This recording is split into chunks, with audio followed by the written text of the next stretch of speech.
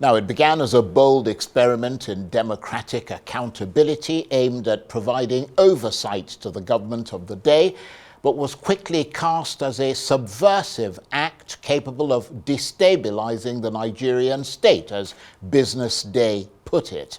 And it culminated in the Tinubu government, through its secret police, the DSS, dragging the respected Professor Pat Utomi before the courts for having the temerity to attempt to form a shadow government.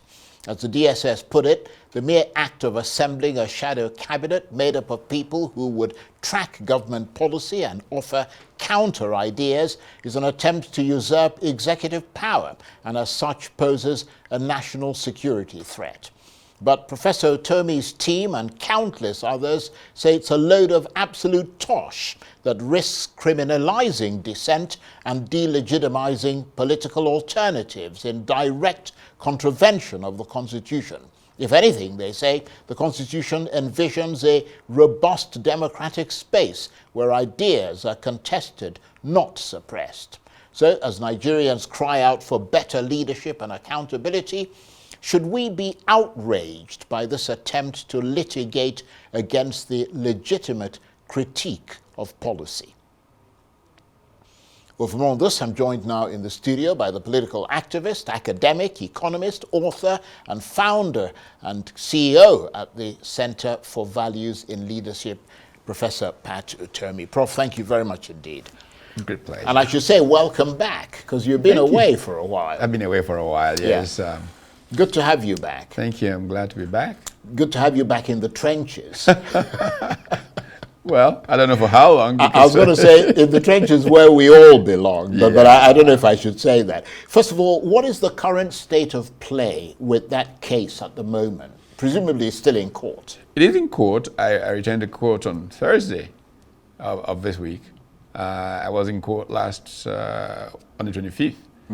And it was adjourned, and we go back. But to be very frank, I think it's a wonderful thing that this is happening. That, finally I'll get a chance for a place in history. Your place in history is secure, I can assure you. But I say this, I mean, not just playing on words. My work as an academic these last 30-something years, it's been around the place of institutions and economic performance, nation building. At the heart of why nations fail, weak institutions. Incidentally, last time I was visiting home, it was October last year, and as I returned to the States, Nobel just announced the winners for the economics prize. And one of them, I can proudly say, somebody I know, was being interviewed on CNN. And he was saying, what makes countries develop is not rocket science anymore. Many countries know what to do. Some, like Nigeria, know what to do, but don't do it. Now, how do institutions really come about? And this is one of the best discussions in my view of this subject was offered by Douglas North in 1990. Douglas North, who also won a Nobel Prize in economics, essentially makes the point that institutions are not decreed into existence. You can't put out a law, this institution, no. Institutions evolve from contestations of different perspectives on the matter until everybody comes to a certain understanding that these are boundaries. This is a level playing field. And so one of the best ways that you actually see institutions evolve out of court action. It doesn't matter what we say about the courts. Invariably, you'll find smart judges, you'll find people who recognize that they're dealing with history. And that is how you separate countries that fail from those that succeed. Again, I hate to sound like an academic, but well, you are an academic. So I'm afraid there's no getting away from that. One of my favorite books was titled "Saving Capitalism from the Capitalists." It was written by Raghuram Rajan and Luigi Zingales, who are University of Chicago Graduate School of Business professors. And part of the credit they give for why America produces and grows when many others don't is essentially the institutions and the role that the judiciary plays in the building of those institutions. In fact, they particularly call out a particular Supreme Court judge, Louis Brandeis, who I think is the first Jew to sit I remember the name. The U.S. Supreme Court. Yeah. And some of the decisions he made are responsible for why an American kid can better access capital than a Nigerian kid. So I welcome the suit. I hope it goes into boundary setting. Perhaps 100 years from now, my name will show up as the guy who was sued to bring this process about. So it's called a transformative case, potentially. Yes. Given that it is in court, I'll have to kind of limit what I'm going to say about it. But it's interesting that in the UK and Canada, even in parts of Africa, such as South Africa, Ghana, shadow cabinets are recognized as part of the democratic culture. Why do you think it's viewed so differently here? I'm not sure that it is viewed differently here. I'm just sorry that Nigerian politics has become very primitive. Right. Really, and Is I'm it not just joking. the government of the day? Possibly. Right. But Nigerian politics has been getting more and more primitive by the day. I mean, if you look at look at the 10th Assembly. I had a chance to discuss with a group of friends just today about the 10th Assembly and to discuss in the company of people who served in, even from the first assembly up to the 10th assembly, everybody has a consensus that it's never been as bad. So it's something about the water in the National Assembly that has just made it get progressively worse. It made the National Assembly lose its independence after, but you look at the tradition that goes back. But why do you think things in this country, because that's a crucial point you make, always seem to not get better? And we find ourselves trying to hearken back to the past, to find someone from the past to come and redeem the present. I was on this subject quite a bit in the last month because I went back to my alma mater and I was walking around. It used to be a very pretty campus 45 years ago. But I'm walking around today, it's even prettier. I mean, I look at open spaces that have been significant structures have been erected in, and the topographic blended, one stadium that an Oscar-winning movie was filmed in, Breaking Away. I don't know if you remember the film Breaking Away was filmed. That's gone. It's become a park between the business school, the library, and I'm just looking. I come into the room where I defended my PhD thesis in 1982.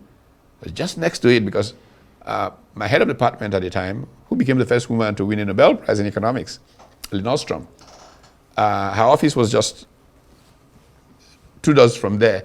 And so there was a nice plaque between this room and that office, just recognizing her. And everything just looked fresher, everything looked newer. And I just thought to myself, before I came here, I went to the University of Nigeria.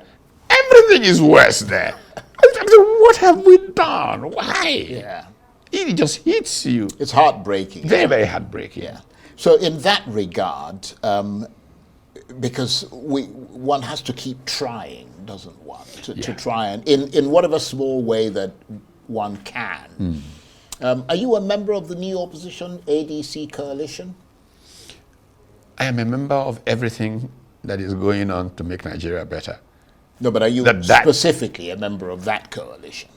I have been at the meetings that have led up to that. So I'm not sure that we've reached a subscription level. Right. So you haven't actually joined the ADC? No. By the way, who were the founding members of the ADC? Of course. You were I was a presidential candidate. of the ADC. That's a very good point. You were a presidential candidate. So it's like returning home. And I've been very encouraging of moves. But I think what people should bear in mind is the original signaling. It is signaling that people are willing to work together to redeem the land. That's what's most important. It is not necessarily going to be the final bus stop, but it is part of a progression of opposition realization that it is time to build for the future rather than the egos. Yeah, nevertheless, you have said, and in fact, I think you said that very recently, that a few people grouping together and forming a party or a coalition for the purposes of winning an election is for you anachronistic. Yeah. So there is a political awkwardness for you there. Yeah, I'm still saying it. I mean, I don't know if they will feel bad, but I have, like I said, I've attended some of these meetings outside of Nigeria, of this group of former governors and senators and all. And I've said to them very clearly at these meetings, if winning an election is the only reason for this, it's not worth my time. Amazingly, But that's why most of them are there, But at least many of them. But that's not the reason political parties exist, and that's my point. And I have a big history on that subject. But what was surprising was that I was in Abuja here just last week for the Afri-Exim annual general meeting, and I got a book of Alhaji Bamanga Tukur's collection of speeches. And I was amazed to see that, like 20 years ago, Alhaji Bamanga Tukur actually made a speech, I think it was PDP chairman, and said, if the PTP continues just as an election winning machine, what a waste. And I thought, mais voilà. It is a waste if it's just to be an election machine. In 2014, I think it was, the leadership newspapers had, in the annual lecture series, one that was titled Political Parties. And I was privileged to be asked to give that lecture here in Abuja. And I tried to make the point of what a political party is. And what most of our parties are, not a political party. They're simply platforms for winning elections. And this is why we underperform. I mean, when James Robinson says about democracy and how they lead to progress and how Nigeria does not, look, if a political party is a platform dedicated to identifying a particular way of solving problems and finds out the kinds of problems we need to solve and uses those particular ways to solve those problems in a systematic manner, quality of life of citizens will improve. Growth will take place. And so when you're not doing that, you do not understand what a political party is. And this is the problem with Nigeria, because political parties don't have values that they've said, these are the values by which we live. And values shape human progress. They don't have party planks. They don't have particular ideas about solving certain kinds of problems. And so when you then hear a number like today, 75% of the people who live in rural Nigeria live in chronic poverty. And when I mentioned that earlier today, a very prominent former governor from the north said, they don't, in northern Nigeria, they don't live in chronic poverty, they live in destitution.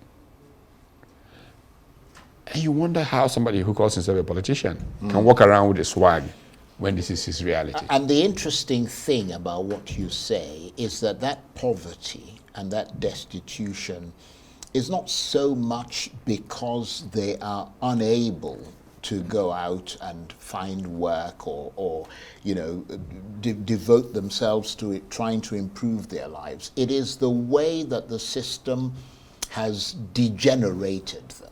So they don't have any water, they don't have any electricity, their toilet system doesn't work, and all the rest of it. The engineering works that should have been put there by the government is simply not there. And therefore it devalues them, because it brings them down to an almost animal level in the way they're forced to exist. And that is a very, very painful thing. But just turning to the way that things can be changed. What a lot of people are saying is that in spite of the points that you make, which are very clear and very important, that what they have now is that ADC coalition, because the PDP is falling apart, Labour is falling apart, but this new ADC coalition, in their assessment, is the only counterweight, not only to the APC, but to the cascade of defections from the opposition to the APC. What are your thoughts on that? No, I fully agree, and that is why I have been part of building that. It's important, but I'm saying we're not going to stop there. If we stop there, it's not good enough. But it's a very important starting point. I think that first, the political class needs to send a signal to the people that they care about the people. Right now, what we have, people just see politics as an arena of banditry by other means. And people are disconnecting. The politicians themselves are disconnecting from society. So the idea of this coalition sends a signal that we're willing to do a mea culpa. And as some people said, oh, look at the people in this coalition, didn't they yesterday? I said, sure. Well, those are legitimate questions. Very legitimate. But their mea culpa may be the basis for them to then come forward to say, we need smarter, younger,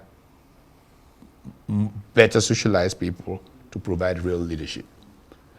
And we have a duty to provide our shoulders to these people to stand on so that they can better signal tomorrow to the people of Nigeria. But what sort of signals are you getting from that coalition, having been in it for a while? I mean, what do you think they're going to do differently from what Tinubu is doing? Or what the APC is doing? Yeah. I think, first and foremost, is it time to tell each other the truth? And I've not shied away in any of the meetings that I've been at to say, look, let's not kid ourselves. I mean, part of what became APC came out of that lecture that I referred to that I gave here in Abuja and began to build and began. Just the moment it came together, I was very certain things were not going to go right. And I said so from day one and began to pull back. But you see, it is important for us to build a culture of applying thought to action. Nigeria has suffered a collapse of culture. People don't really seriously believe anymore that ideas solve problems. People just think everything is about, dealing, and I've said that clearly to them. Dealing is not going to do it this time. And the people feel it, they know it, and they are angry with all of you. So don't think that you can just boo-boo, baba, get power. Oh, if we get power, we'll then know what to do with it. It's not like that. You've got to be clear how you're going to use power to solve people's problems. If you are not clear, once you get the power, you wouldn't know what to do with it. So the conversation has to start now. As I speak to you, there's a retreat ongoing to deal with these kinds of matters. Well, I'm glad that you're part of that you're a voice that is in that coalition, because I know that you'll continue to make these points as stridently as you can.